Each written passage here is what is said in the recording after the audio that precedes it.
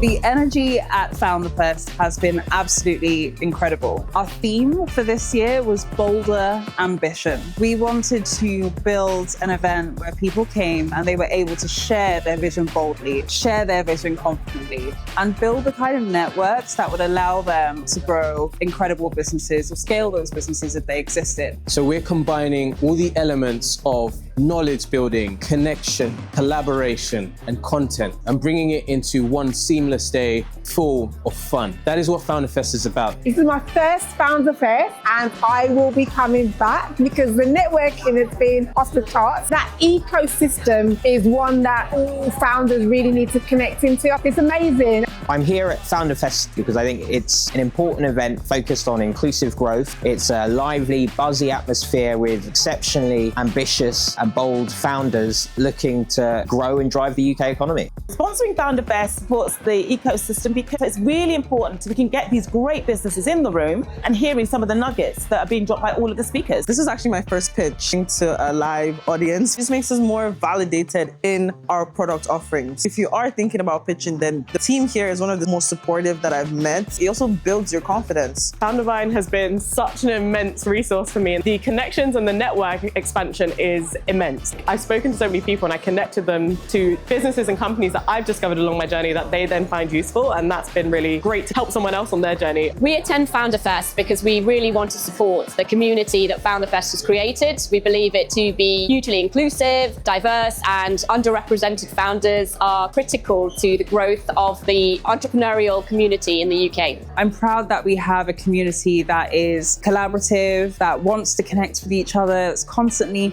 seeing how they can actually help enrich each other. And that's what we want to continue to build at Founderfest. So this is Founderfest 5. I'm super excited about Founderfest 6.